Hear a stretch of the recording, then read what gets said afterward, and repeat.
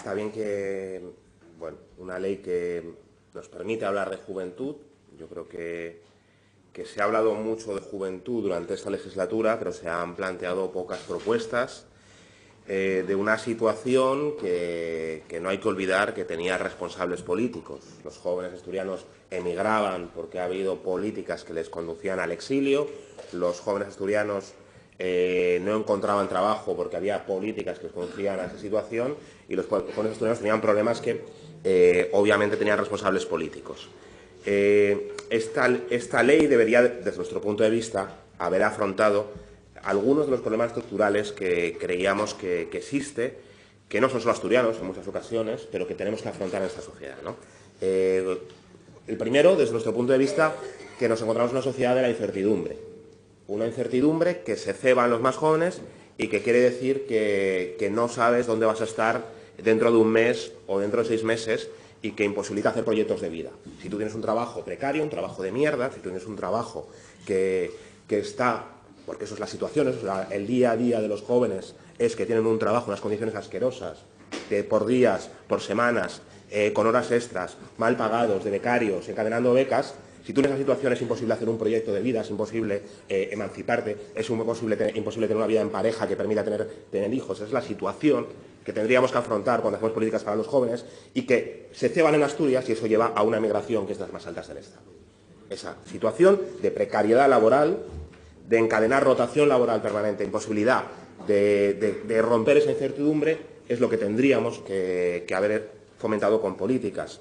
Si tenemos un problema de acceso a la vivienda, donde tenemos en Asturias la tasa de emancipación más tardía del Estado, donde más tarde se puede ir la gente joven de casa, pues obviamente tendríamos un problema que tendríamos que haber afrontado con políticas públicas de vivienda, que nosotros hemos planteado, por supuesto, en esta legislatura, y que ha habido que ratear cada medida en vivienda, que no se ha avanzado en vivienda joven, que no se ha avanzado en vivienda de alquiler, que no se ha avanzado en residencias universitarias que pudiesen aumentar el parque público de vivienda.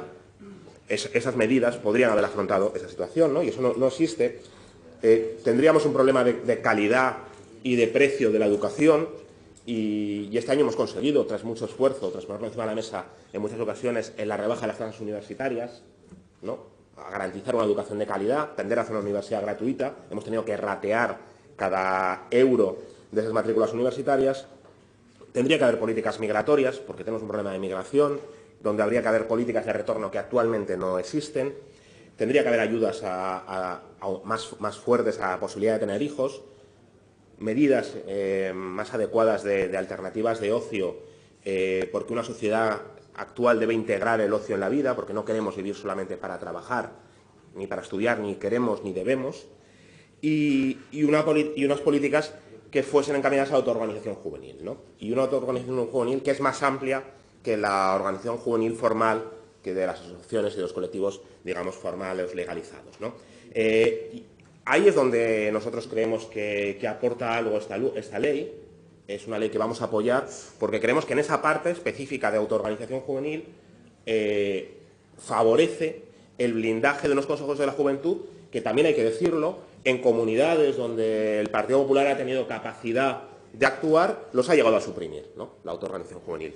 Y nosotros creíamos que garantizar ese blindaje de los jóvenes organizados, pues tiene utilidad. Y tiene utilidad en un contexto donde lo que estamos viendo es que se están rompiendo, o se intentan romper, los vínculos formales en el trabajo. Los vínculos sindicales están en riesgo, cada vez es más difícil hacer una labor sindical.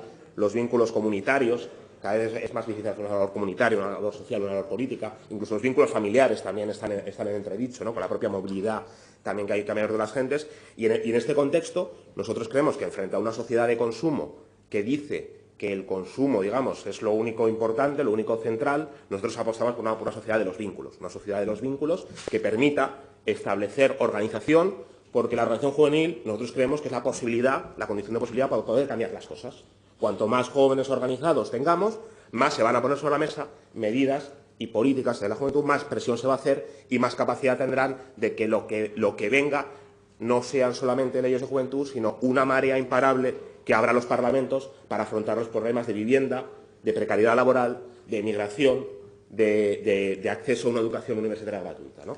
Eso es lo que creemos, esto creemos que apoya en esa dirección, por eso vamos a apoyar esta ley, pero no olvidamos que los problemas centrales que tienen responsables políticos siguen sin solución.